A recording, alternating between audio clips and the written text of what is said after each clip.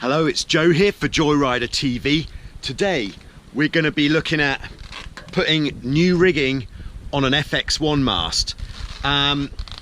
This will actually be the same for any catamaran that has, well, any Hobie that has a spinnaker halyard and spreaders like this. I've already done a video for the Hobie 16, so if you are sailing a 16 or a 14 or a 15, then check that one out. But this is for anything that's like this. If you're already thinking, oh my goodness, what are you wearing, I need to get one of those, then you're in luck. Just head over to the totaljoyrider.com website where you can get a t-shirt like this. You can even customize your own. That's right. Okay, so let's get cracking. Okay, so I've already stripped the mast. I've taken off the old rigging. I've given the mast a clean using my special homemade cleaning and salad dressing remedy, which is made from a load of lemons and covering them with vinegar and leaving it for a couple of weeks. And then that seems to be working really well as a salad dressing, but also for cleaning the mast of the boat. All right, so we're taking the forestay with all the wires. We're just going to uncoil them first, taking a lot of care to uncoil it nicely so that we don't put any kinks in the wire there. It is easier said than done to uncoil it nicely. All right.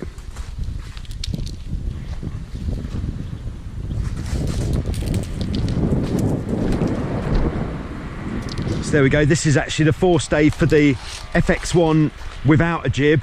So if you have got one with a jib, it will just have a pigtail on here as well, which the jib halyard will go onto. That's pretty straightforward. So we'll take the shrouds.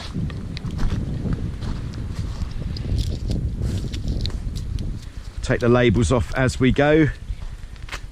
Very nice.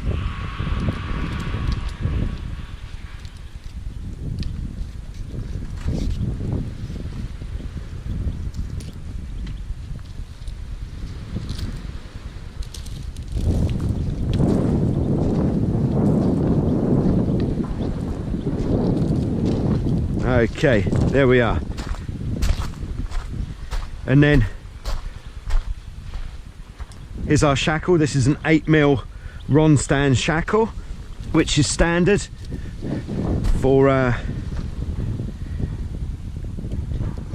all the Hobies at the Hounds. So we're going shroud, forestay, shroud on that shackle there, and then we'll just loosely pop that onto, let's call that the nose of the mast tang.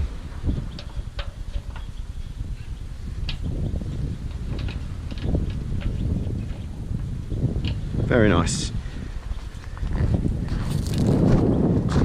And then what we'll do with this boat, which is going to be different to boats which don't have a trapeze, the spinnaker, is the shroud on the top there.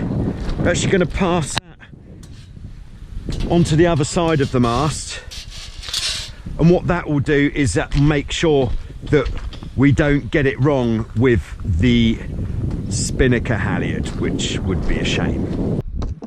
Okay, so if you were sailing if you were setting up a double trapeze boat, what you'd want to do is you'd actually want to take a 6mm Ronstand shackle. This is a 4mm. This is all I've got handy at the moment, and the hoop part of the shackle goes in the big hole, and then the pin goes through the small hole like that. 2 trapeze wires on each side.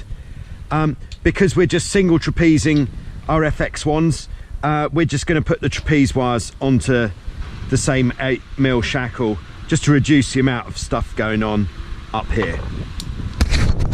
Okay, so we're taking our trapeze wires, and Hobie is supplying with the FX1 rigging. This isn't even Dyneema, this is Spectra, so it says on the label. So very nice. Don't worry about your trapeze wires being made of rope. It's just as strong as the wire, but lighter by a bead. Okay, so then now that that's all on there, I'm just going to use the adjustable spanner to tighten the shackle.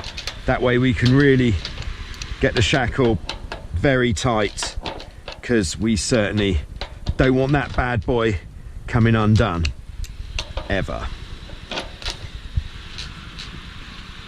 There we go. Okay, so like with the shroud, we're going to put the top trapeze wire onto the other side of the mast now, just to make sure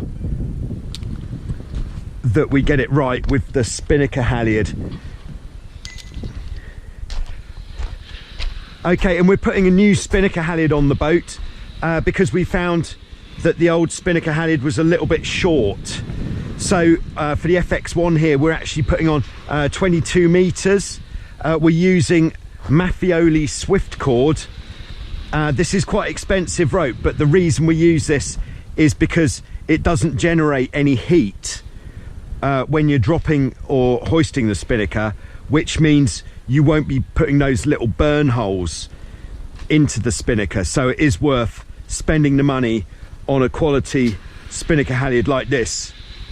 Maybe you won't be able to get it in hot pink, but any colour will do.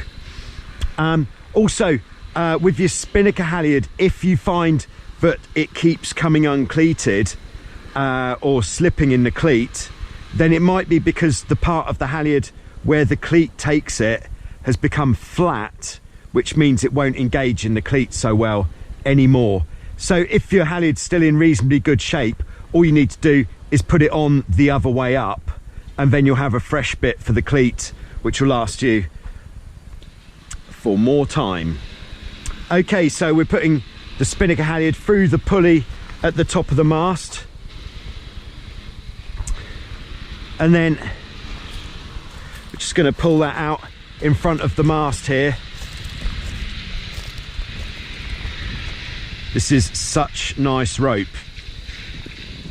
If only you could feel this right now, you'd understand.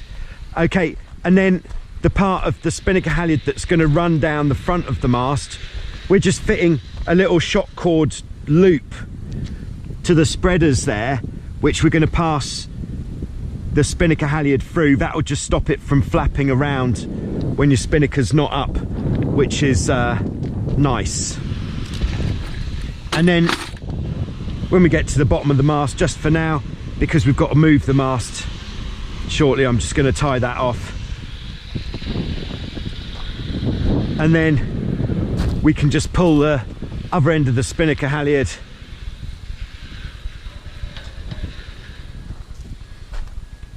just check we haven't done something foolish here, which we have. We've done something foolish here, so it's a good idea to check these things before you put the mast up, because once the mast's up, you'll be a bit disappointed if you've done it wrong.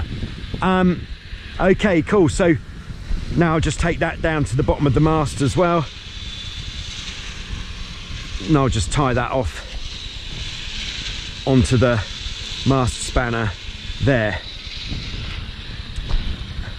Okay, so at this time I'm not going to put any tape on the mast. Before the boat goes sailing, what we'll do is we'll put some tape around this part of the hounds just to cover up that shackle pin and these pieces of rigging, just to prevent the spinnaker from getting caught there.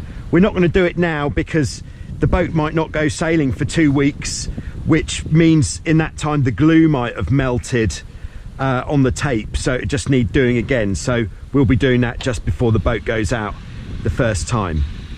If with your boat and your experience you've come up with a different solution for this part of the hounds, covering it up, do put it in the comments below, because we can all learn something from your experience.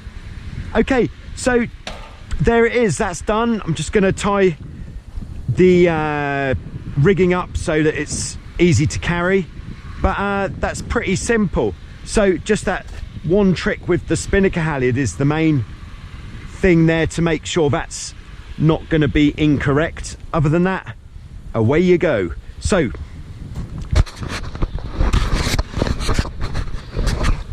thanks for watching. I hope this has been incredibly informative. Like I said, if you've got a Hobie 16 or a 15 or something that doesn't have a spinnaker and diamond wires, etc., then that video is already there. You can check that out. Otherwise, there'll be more coming soon on the Joyrider TV channel here. Do head over to totaljoyrider.com if you want to get some of this. Otherwise, thanks for watching, and we'll see you shortly with some more.